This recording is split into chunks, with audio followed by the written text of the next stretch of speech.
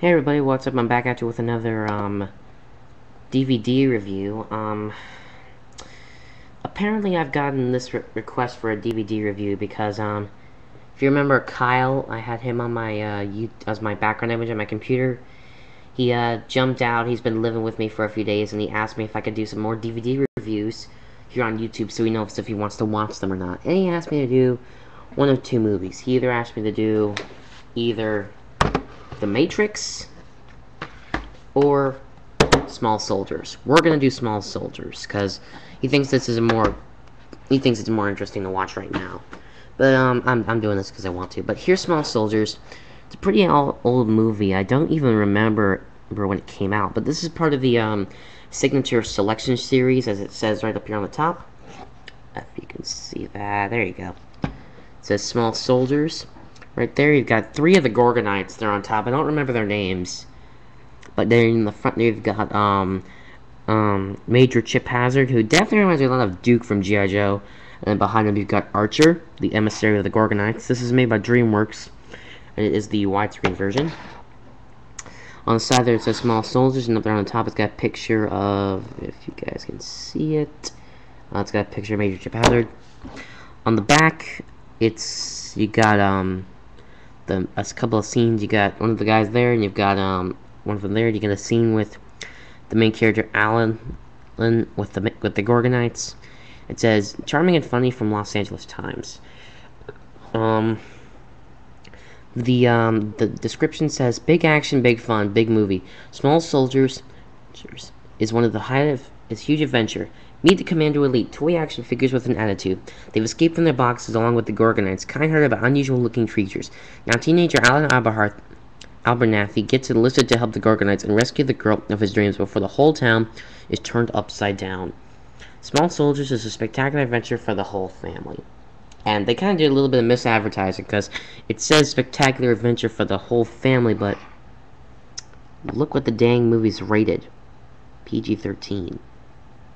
Yeah, I know, right? Not really the kind of... I mean, like, if you're about 10 years old or 12, maybe. But I mean, like, for a 5-year-old, I'd pass.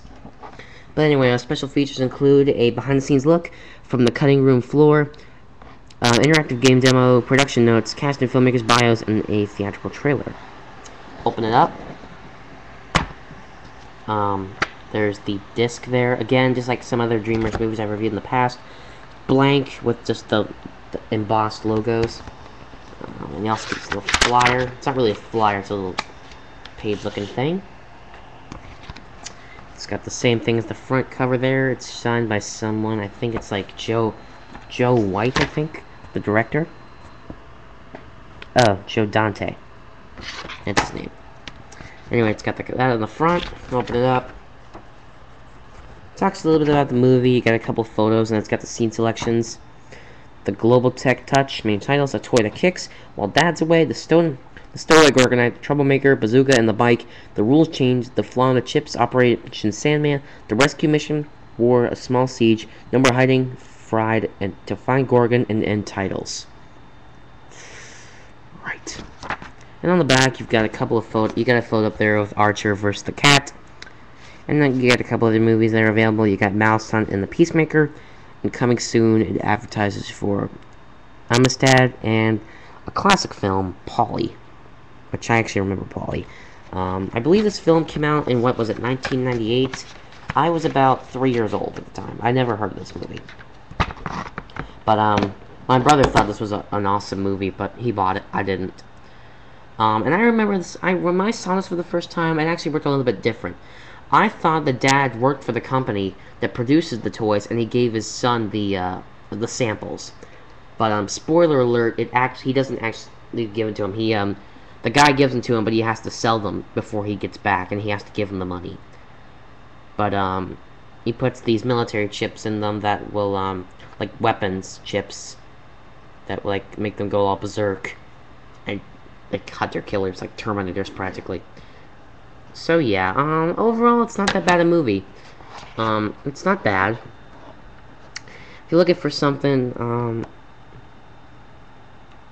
judging by the word funny, I'm assuming it's a comedy, but it's not that bad a film.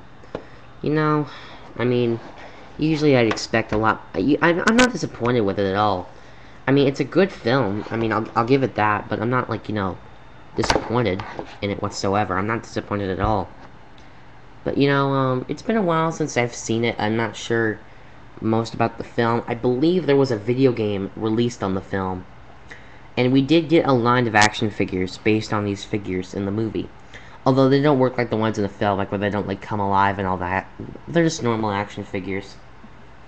So, and I said this once, I'll say it again. That reminds me a lot of Duke from GI Joe. If anyone agrees with me, drop that down there in the comments. So I guess that's about it. Later, guys. I'm out of here. Comments if you want me to review The Matrix or not. I'm not sure if I want to review The Matrix.